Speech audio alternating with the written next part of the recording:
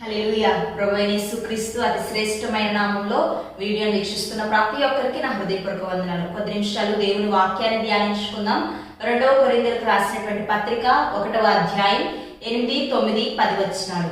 2వ కొరింథీయులకు రాసినటువంటి పత్రిక 1వ అధ్యాయం 8, 9, 10 వచనాలు. సహోదరులారా, ఆసియాలో మాకు తటస్థించిన శ్రమను గూర్చి మీకు తెలియకుండా మాకు ఇష్టం లేదు.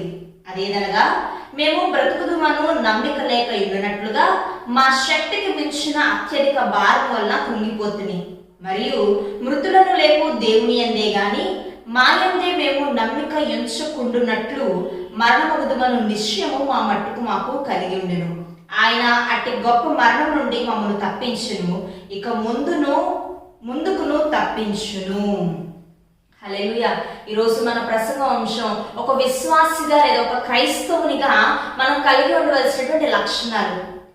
యేసు ప్రభు నమ్ముకున్నాము, మంచిదే. భక్తిగా జీవిస్తున్నాము, మంచిదే. లోకానికి వ్యతిరేకంగా లేదా లోక ఆశలకి మనం లొంగిపోకుండా క్రీస్తు కొరకు జీవిస్తున్నాం, మంచిదే. కానీ ఒక క్రైస్తవునిగా మనం ఏం కలిగి ఉండాలి? ఒక విశ్వాసిగా మనం ఎటువంటి లక్షణాలు మనం కలిగి ఉండాలని కొద్ది నిమిషాలు వాక్యపు వెలుగులో నుంచి మాట్లాడుకుందాం. అందులో ఒకటి, దేవుని యందు నిశ్చయమైన నమ్మిక కలిగి ఉండాలి. ఒకటేనండి, దేవుని యందు నిశ్చయమైన నమ్మకం కలిగి ఉండాలి. 2వ కొరింథీయులకు రాసినటువంటి పత్రిక 1వ అధ్యాయం 8వ వచనంలో అంటున్నారు కదా, మేము బ్రతుకుదుమను నమ్మిక లేక ఉండునట్లుగా మా శక్తికి మించిన అత్యధిక భారం వలన కృంగిపోతుంది. అపోస్తలుడైనటువంటి పౌలు కొరింథీయులకు రాస్తూ ఉన్నాడు ఈ లేఖని. అపోస్తలుడైనటువంటి పౌలు ఆసియా ప్రాంతంలో సువార్త ప్రకటిస్తూ ఉండగా, దేవుని వాక్యాన్ని గురించి అనేక మందికి ప్రకటిస్తూ ఉండగా వారికి అనేకమైనటువంటి శ్రమలు కలుగుతూ వచ్చినాయి, అనేకమైనటువంటి ఇబ్బందులు కలుగుతూ వచ్చాయి, అనేకమైనటువంటి వ్యతిరేకమైనటువంటి పరిస్థితులు వారికి కలుగుతూ వచ్చాయి. అలాంటి సందర్భంలో, అలాంటి పరిస్థితుల్లో ఉండగా వారు ఎలాంటి మనస్తత్వాన్ని కలిగి ఉన్నారు?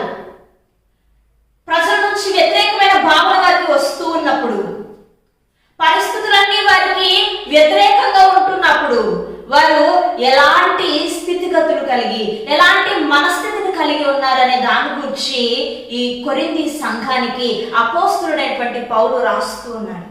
ఎందుకని కొరింథీ సంఘానికి రాస్తూ ఉన్నాడంటే, మీరు నా కొరకు ప్రార్థన చేశారు, అందుకు నేను ఒక సాక్ష్యాన్ని మధ్యలో చెప్పాలని ఆశపడుతున్నాను.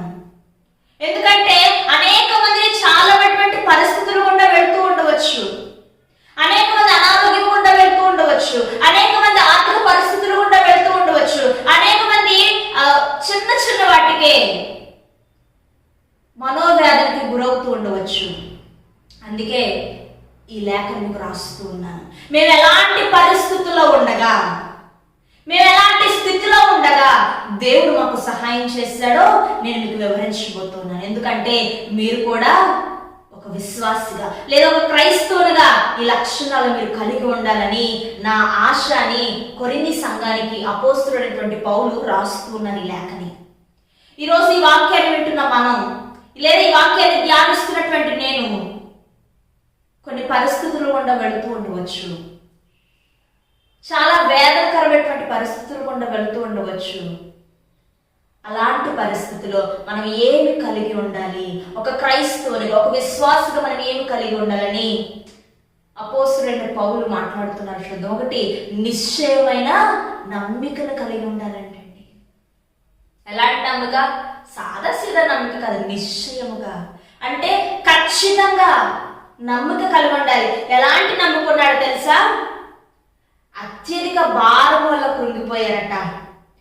మృతుల లేపు దేవుని యందే గాని మా యందు మేము నమ్మిక ఎంచుకుంటున్నట్లుగా ఎలా అయిపోతున్నారంటే అత్యధిక భారం వల్ల కృంగిపోతూ ఉన్నారు. వారు వచ్చింది దేవుని పరిచర్య చేయడానికండి, వారు వచ్చింది క్రీస్తు వార్తను ప్రకటించడానికండి. వారు మతం మార్చడానికి రాలేదు, వారి యొక్క జీవితాన్ని మార్చడానికి రాలేదు, కానీ క్రీస్తుని వారికి పరిచయం చేయడానికి వచ్చారు. వారి ఆచారాలు మార్చడానికి రాలేదు అపోస్తలుడైనటువంటి పౌలు. నిజాన్ని లేదా సత్యాన్ని వారికి ప్రకటించాలి. ఏంటో సత్యం? యేసు కొరకు, నీ కొరకు, నా కొరకు పుట్టాడు. ఆయన నీ పాపం కొరకు, నా పాపం కొరకు మరణించాడు, శిలువలో మరణించాడు, 3వ రోజు తిరిగి లేచాడు. ఆయన మరలా నీవు రక్షణ పొందితే ఆయనతో పాటు యుగయుగాలు నువ్వు జీవిస్తావు.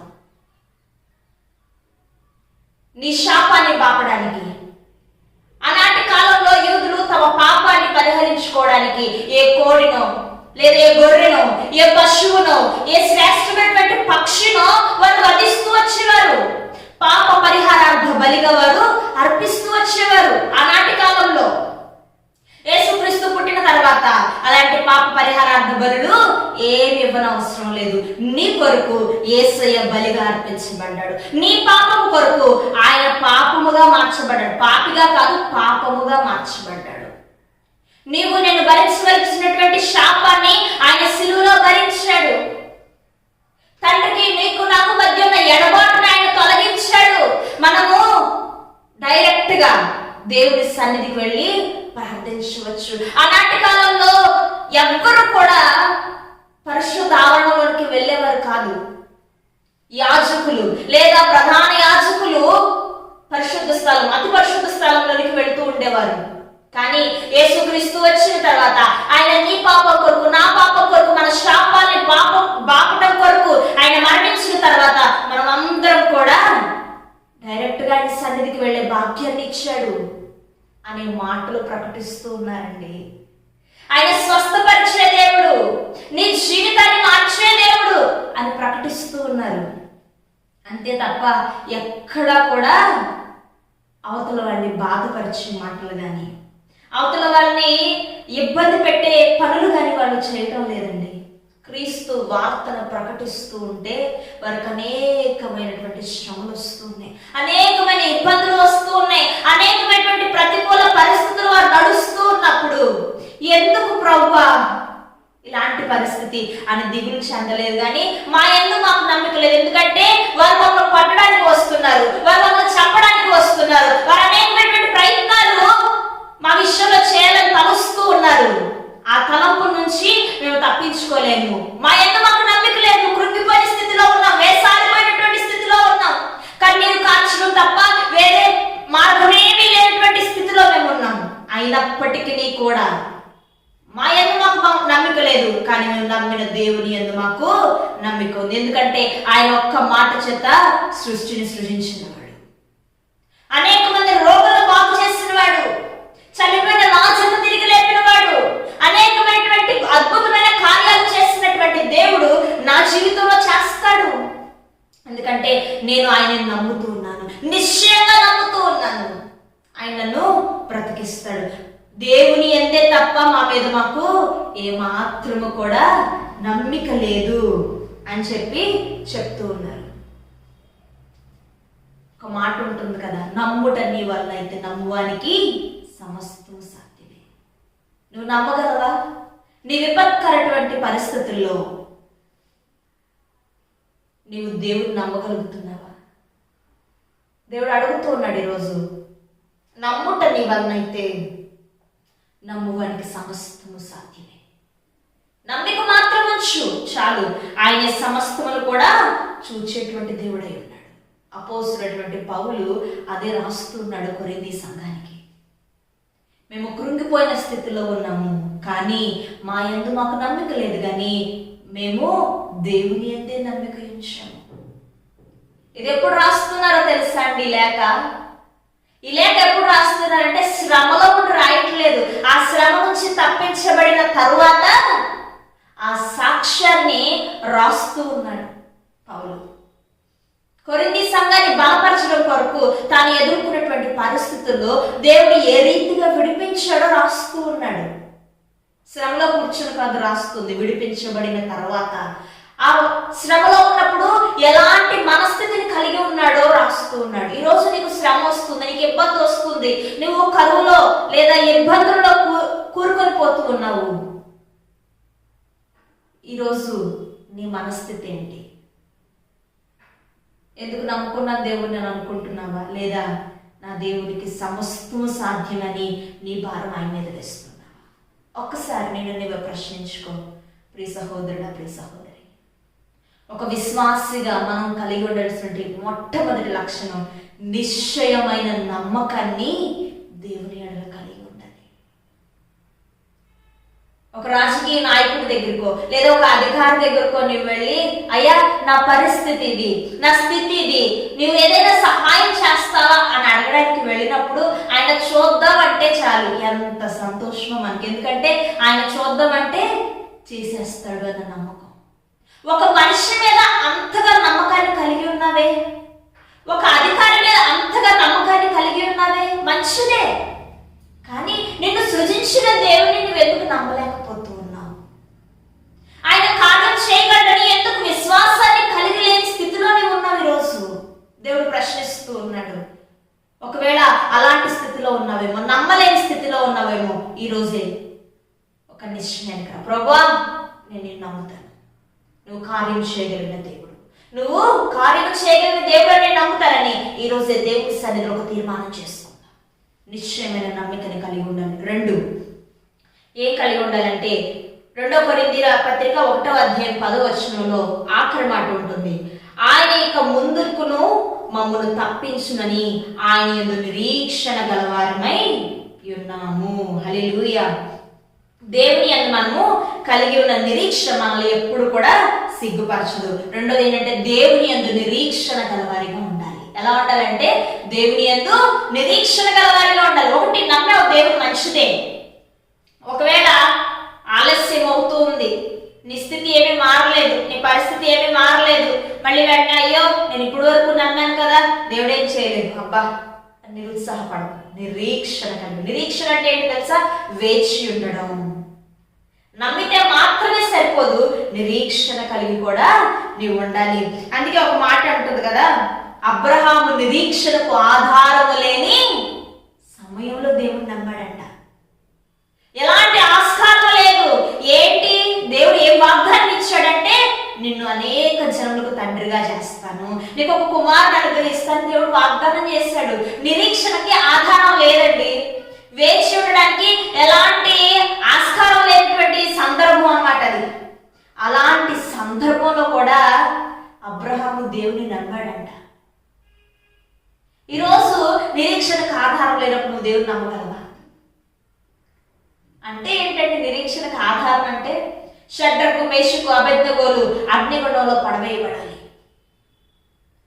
చూసే జనమందరూ అనుకుంటే ఖచ్చితంగా వాళ్ళు బూడిదైపోతారు, నశిస్తారు, వారు కాలిపోతారు అని.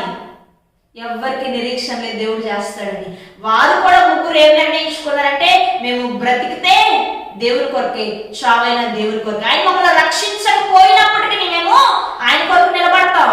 దేవుడు వారి యొక్క విశ్వాసాన్ని, వారి యొక్క నిరీక్షణ దేవుడు చూస్తూ వచ్చాడు. అందుకే దేవుడు వారిని అలాంటి అగ్నిగుండం నుంచి కూడా కాపాడుతూ వచ్చాడు.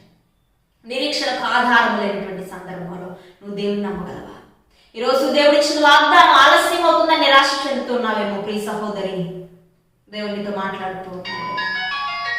ఆయన ఏమాత్రం కూడా నిన్ను విడిచిపెట్టే దేవుడు కాదు. ఆయన ఏమాత్రం కూడా నీ ప్రార్థన అలక్ష్యం చేసే దేవుడు కాదు. నీవు ఆయన నమ్ముతూ ఉన్నావు కాబట్టి ఆయన నీ నిరీక్షను సిగ్గుపరచనీయుడు. హల్లెలూయా, హల్లెలూయా. దేవుడిని ఎప్పుడు కూడా మార్గమధ్యంలో వదిలిపెట్టడు. ఈరోజు ఒక క్రైస్తవునిగా, ఒక దేవుని విశ్వాసిగా నీవు కలిగి ఉండవలసినటువంటి 2 లక్షణాలు. ఒకటి, దేవుని యందు నమ్మిక నీవు కలిగి ఉండాలి. అది ఎలాంటి పరిస్థితి అయినప్పటికీ, ఎలాంటి స్థితి నువ్వు ఎదుర్కొంటున్నప్పటికీ కూడా మనుషుల్ని ఈజీగా నమ్ముతాం, వారి నుంచి మోసపోతూ ఉంటాం. కానీ దేవుడు ఎప్పుడు కూడా ఇచ్చిన మాట తప్పే దేవుడు కాదు. ఆయన ఎప్పుడు కూడా నిన్ను మార్గమధ్యలో వదిలిపెట్టడు. ఒక క్రైస్తవునిగా నువ్వు కలిగి ఉండవలసినటువంటి లక్షణాలు. ఒకటి, ఆయన యందు నమ్మిక ఉంచాలి. 2, నిరీక్షణ కలిగి ఉండాలి. ఈ నిరీక్షణ మనల్ని ఎప్పటికీ సిగ్గుపరచదు. నీవు ఉన్నటువంటి పరిస్థితి నుంచి దేవుడు నిన్ను ఖచ్చితంగా విడిపిస్తాడు. కానీ నీవు కలిగి ఉండవలసిన ఈ 2 లక్షణాలు నువ్వు కలిగి ఉంటే అద్భుతమైనటువంటి కార్యాలు నీ జీవితంలో నీవు చూస్తావు. ప్రార్థన చేసుకుందాం. పరలోకమందున మా తండ్రి, పరిశుద్ధాత్మ దేవా, నీ నామానికి వందనాలు, స్తుతులు చెల్లిస్తూ ఉన్నాను. ఇప్పటి వరకు నాయన నువ్వు మాతో మాట్లాడిన విధానాన్ని బట్టి నీకు వందనాలు. అన్నాడు అపోస్తలుడైనటువంటి పౌలు అనేకమైనటువంటి శ్రమల గుండా వెళుతున్నప్పటికీ నీ పైన నమ్మిక కలిగి ఉన్నాడు, నిరీక్షణ కలిగి ఉన్నాడు. నా దేవుడు ఖచ్చితంగా చేస్తాడు అనేటువంటి నిరీక్షణ ఆనాడు పౌలు కలిగి ఉండబట్టే తను కొరింథీ సంఘానికి లేఖ రాయగలుగుతూ ఉన్నాడు. అదే రీతిగా మేము మా పరిస్థితుల్లో కృంగిపోతూ ఉన్నామేమో, వేసారిపోతూ ఉన్నామేమో, ప్రభువా నీ యందు నమ్మిక కలిగి ఉండి నీవిచ్చిన వాగ్దానం నువ్వు ఖచ్చితంగా నెరవేర్చగలవు అనే నిరీక్షణ కలిగి ఉండేటువంటి స్థితిలోనికి మేము మమ్మల్ని నడిపించి, ప్రభువా ఎవరైతే ఈ వాక్యాన్ని వింటూ ఉన్నారో వారి జీవితాల్లో నువ్వు ఘనమైన కార్యాలు మీరు జరిగించండి. వారి హృదయాంతరంగా ఎరిగినటువంటి దేవా నీవే వారి పక్షాన ఉండి ఘనమైన కార్యాలు జరిగించి నీ సాక్షులుగా వారు నిలబెట్టుకొని మీరే మీ నామానికి మహిమ తెచ్చుకోమని యేసు నామములో అడిగి వేడుకొంచున్నాం తండ్రి. ఆమేన్. ఆమేన్. హల్లెలూయా. దేవుని యందు నమ్మిక కలిగి ఉండి ఆయన ఇచ్చిన వాగ్దానం నెరవేరుస్తాడు అనే నిరీక్షణ కలిగి ఉందాం. మన జీవితాల్ని ఆయన కొరకు అంకితం చేసుకుందాం. May God bless you. దేవుని అందరిని దీవించి ఆశీర్వదించును గాక. ఆమేన్.